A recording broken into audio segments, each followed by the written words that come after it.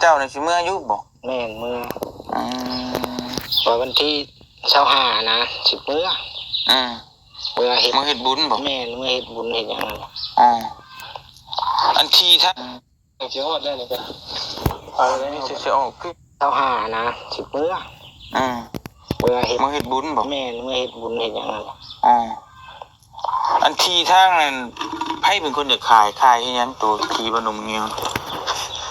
แต่ว่าทำกันกับลูกนี่นะแต่ว่าครับอยากเฮ็ดบุญเฮ็ดยังแน่บอกมันมีจำเป็นก็เฮ็ดบุญบ่หรือไงก็บ่นี่ไปเฮ็ดบุญมันคือบ่พากันหาเก็บหาหยังเอาคนขายแบบสิได้มันมีปัญหามาลูกเต้าอยู่ไปชู้ใช้ไปขายดินนะอันนี้ว่าคือบ่ถามเฮานี้ขายดินขายดอนก็ได้ขายให้อันน้องอีนางใช่บ่เนาะจะต้องเนาะเท่าไหร่เจ้าขาย50,000เนาะ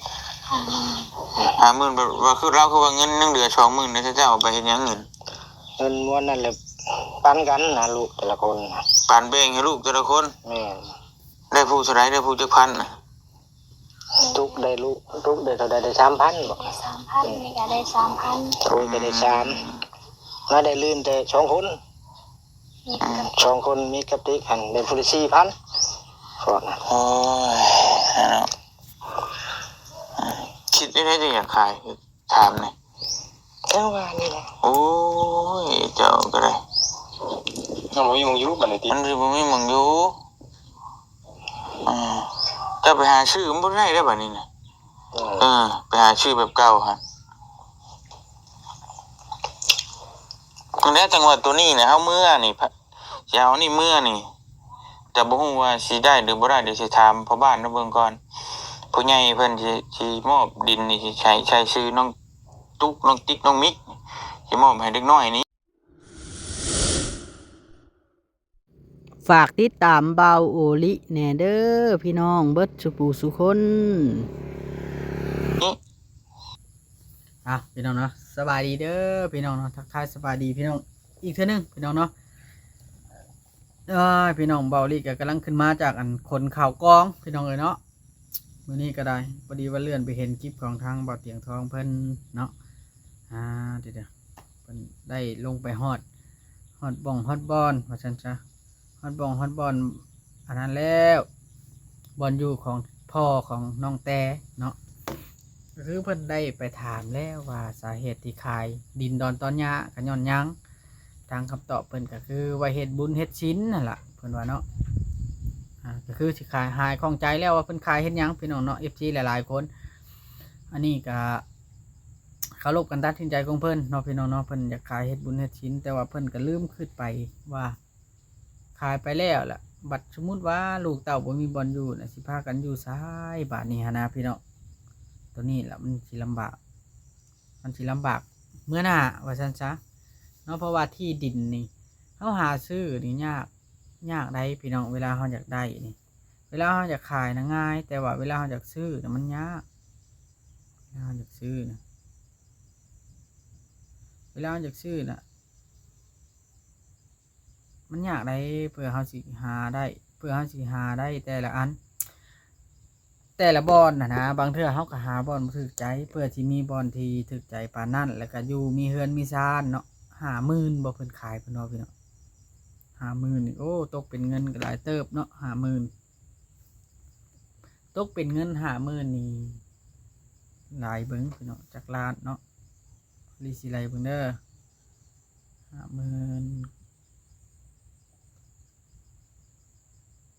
30 ล้านพุ่นแล้วเนาะ50,000ขายอยู่30 ล้านกีบกับปันกันผู้ละ 3-4 พันเพิ่นก็ตามเว้าหั่นล่ะพี่น้องเนาะแล้วก็เรื่องที่ดินเนาะพี่น้องเนาะเรื่องที่ดินเรื่องเฮือนนั่นแหละบัดนี้เรื่องที่ดินเรื่องเฮือนนี่ก็คือยืนยันแล้วเนาะเบาหลีได้ยินในเมื่อกี้นี้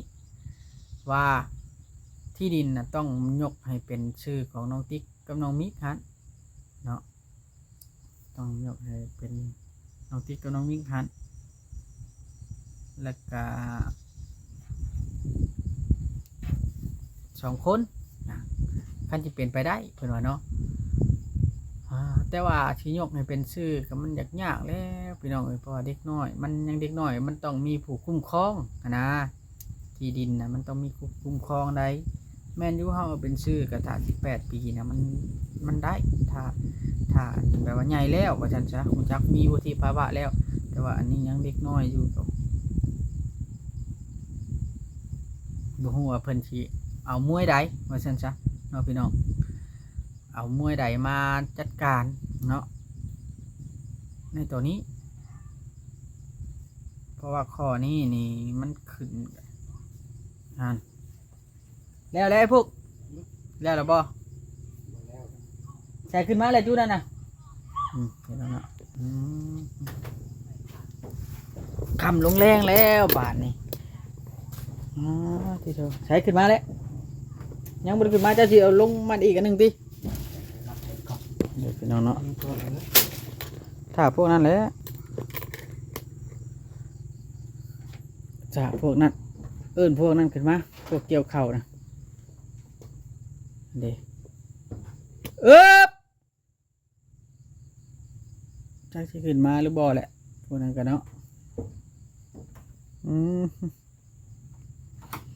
แล้วคนเข่าพี่น้องเนาะทางเบาลิกันคนเข่าได้2-3ให้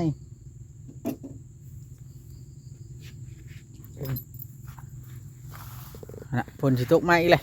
โอ้ยเป็นตาจากให้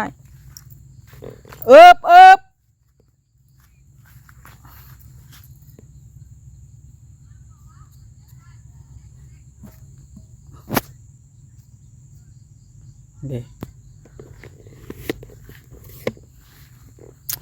ฝนตกพี่น้องเนาะได้เฮาก็ได้ติดตามข่าวในคลิปเพิ่นนั่นแหละติดตามข่าวในคลิปของบ่าวเตียงเพิ่นตลอดพี่น้องบ่าวรีบลงไปเอิ้นก่อนมันค่ำมืดตื่นตาเมื่อน้ำลูกน้ำเต้าไผมันพี่น้องเลย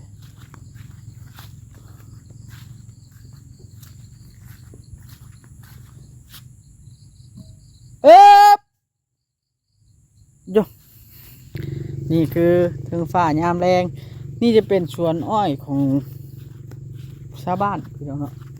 ของคนอื่นพุ่นละเขาคือที่บ่มีปัญญามีดินป่านนี้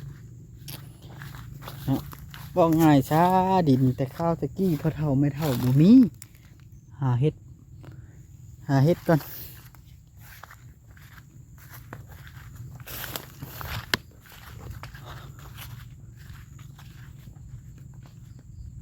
หาเฮ็ดบดบ่มีขึ้นมาแล้วบ่พี่น้องเอิ้นกับแม่เท่าทุที่ขึ้นมาเมื่อมันยากเล็กน้อยพี่น้องไอ้ลูกหลานลูกไปกับมันมีลูกน้อยคู่คนแหละมันยากกลางค่ำตอนต่อแรงๆแหละมันยากนะ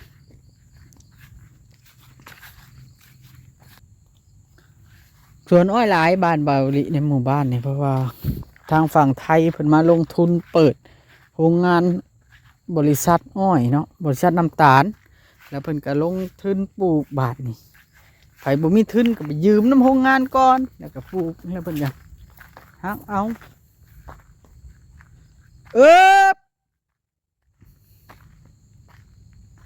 มาเด้อมันค่ำแล้ว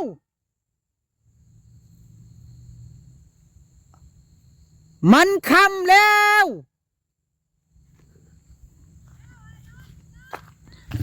ถึงฟ้าพี่น้องเนาะนี่ล่ะก็คือเบาลิว่าวอะไรพี่น้องเนาะทางเพิ่นก็ออกมายืนยันแล้วตอนนี้เขาก็พอจะได้แชร์คลิปเพิ่นเนาะพี่น้องเนาะว้าเดี๋ยวพี่น้องเบิ่งมีต้นนี่นั่นต้นน่ะงามอยู่แต่ว่าเวลามันเป็นดอกน่ะเหม็นพี่น้องเอ้ยจักกินจังเป็นจังเหม็นได้พี่น้องเอ้ยเนาะจนมืดหูมืดตาพุ่นละความเหม็น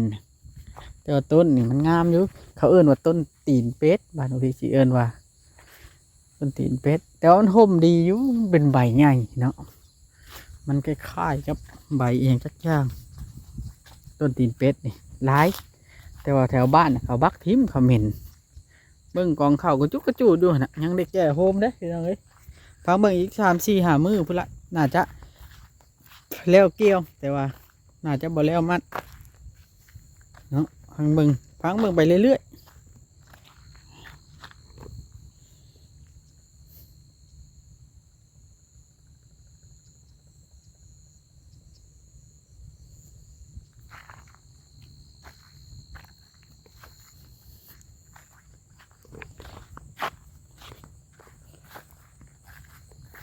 เสียงรถปั่นเข้าบึ้มๆอยู่ผลมันน่าจะไปทางนั้นผลเดือน12เดือน13นะผลก็ยังตกบ่หย่าบ่เซาเถียงหน้าเบาลินี่มี2หน้าเด้อพี่น้องหน้าถ้าพ่อเพิ่นซื้อไว้เดี๋ยวนี้พ่อเพิ่นซื้อไว้แต่ก่อนพ่อเคยเราเป็นนายครูแต่ก่อนเราสามารถยืมเงินได้เด้เป็นนายครูพี่น้องสิเราสู่ฟังเราสามารถยืมเงินได้ยืมเงินหลายล้านได้บาทเดียวนะเต็มลิมิตบ่แม่นมันเฮาเอาเงินก่อนนะได้แล้วเพิ่นก็หักเอาตามเงินเดือนหันหน้าทงนี่ซื้อตอนนั้น80,000เนาะ80,000 บาทเงินเดือนก็สิได้บ่ได้ฮอด300,000ซ้ำตอนน่ะแต่ว่าเฮายืมแล้วเพิ่นก็สิเอาเงินเดือนน่ะครึ่งหนึงเอาไปตลอดครึ่งหนึงแล้วก็มีเงินขายงัวขายควายพร้อมยืมเงินประมาณ20 ล้านบ่ฮอดครับสาระ80,000ตะกี้4,000 5,000นี่แหละ5,000ต่อล้านต่อได้แล้วพี่น้องเนาะ5,000ต่อล้านมัน5-6 ล้านยืมเงินกับ2-3 ล้านนี่แหล้วตะกี้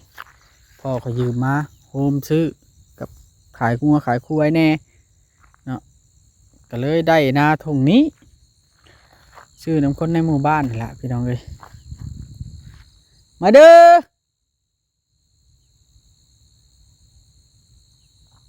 ชื่อคนในหมู่บ้านแหละก็เลยได้ข่าวลายแน่บัดนี้แต่ก่อนก็บ่มีนาทงนี่เนาะนาทงนาทงตัวนั้นก็ซื้อเอาตะกี้มีนาอยู่12 ให้ตะกี้แล้วก็ค่อยซื้อเทื่อละให้2 ให้มันก็อยู่ใหญ่อยู่หม่องละให้หม่องละ2นะสุดท้ายก็เลยได้เข่าประมาณ200-300 สอบพุ่นใดพี่น้องเอ้ย200-300 สอบนี่คันเอาเฮ็ดเป็ดเต็มที่ได้พี่น้องเอ้ยปัดต้นทุนมันก็หลายอีกบาดนี้คันเอาเฮ็ดเบิดนะต้นทุนมันสูงพี่น้องซุมื้อนี่บ่ว่าสิเป็นปุ๋ยน้ำมันมันบ่แม่นสิดำใส่แล้วได้กินโลดคือว่าได้พี่น้องเอ้ยมันสิดักซักจึกใส่ก็ได้กินข้าวโลดมันบ่แม่นต้องได้มาลกหญ้าอีกจังโอ้ยสารพัดสารเพเฮ้ยพี่น้องเอ้ยนี่ล่ะชีวิตชีวาเนาะแต่อยู่ทงไห้ทงนาของบ่าวอุลิเถียงก็ห่างแต่ถ้าพ่อเป็นเห็ดปุ๊ถ้าพ่อเพิ่นบ่อยู่ล่ะลูกเต้าได้สืบต่อชานต่อมันเพกระซอมเอาเนาะพี่น้องนี่ละพี่น้องเอ้ยเนาะกะเบาลี่ก็ต้องขอชื่นชมทั้งเบาเตียงแล้วก็เบายาวเนาะเพิ่นไป2 คนบ่พี่น้องเนาะเพิ่นไป2 คนนั่นแหละเพิ่นไปตามเรื่องนี้ตามเอาใบซื้อขายแล้วก็ตามเอาตัวน้องแต่มาเพื่อเคลียร์เรื่องนี้จนได้คือเพิ่นน่าจะให้ทางด้านน้องตุ๊กน้องติ๊กแต่ว่าเพิ่นย้ำแล้วพี่น้องเนาะว่าห้ามขายว่าเป็นจังไดก็ต้องห้ามขายถ้าขายต้องมีเงื่อนไขแล้วก็นั่นเนาะพี่น้องเนาะในอนาคตนะเพราะว่าเก็บไว้อยู่ว่าฉันซะเก็บไว้อยู่เวลาตกทุกข์ได้ยากมากก็อยากกลับบ้านกลับช่องแม่นบ่คนนะพี่น้องถ้าบ่มีบ้านมีช่องอ่ะมันบ่มีเป้าหมายในชีวิตนะกันบ่มีเรือนมีช่องมีบ้านมีช่องเล็กน้อยสิใหญ่ไม่ก็อยากให้เขามีบ้านมีช่องคือว่าแหละเพิ่นกันเนาะพี่น้องดินนอนตอนยากขายเอ้าพี่น้องสำหรับคลิปนี้นะเขาจะได้ขอโตก้อนบัดนี้นะพี่น้องเนาะรอเมียเบาลิขึ้นมาก็สิได้กลับบ้านกลับช่องคำมืดตื่นตาแล้วพี่น้องคำมืดตื่นตาเฝ้าเมื่อน้ำลูกน้ำเต้าลูกเต้าเขาก็ยังน้อยเนาะยังน้อย3-4 ปีคำมากับเมื่อหาอาบน้ำอาบในให้ลูกแล้วบอกเมียขึ้นคำหลายก็บ่ได้ดอกพี่น้องเนาะเรื่องร่างกายของแม่ก็ยังบ่สมบูรณ์ว่าฉันจะจิตใจเพิ่นก็ได้ถึงว่า มันสิเฮิงเติบแล้วเพิ่นถ้าพ่อเสียเฮิงเติบแล้วแต่ว่ามันก็ร่างกายจิตใจของคนเนาะอยู่นำกันมาชาว30 ปี30ปลายปีเกือบ40 ปีเพิ่นก็ทำใจยากแน่เนาะพี่น้องเนาะโอเคพี่น้องสำหรับคลิปนี้เบาลีสิได้ขอตัวก่อนพี่น้องฝากกดไลค์กดติดตามคือเก่าพี่น้องสบายดีเด้อพี่น้อง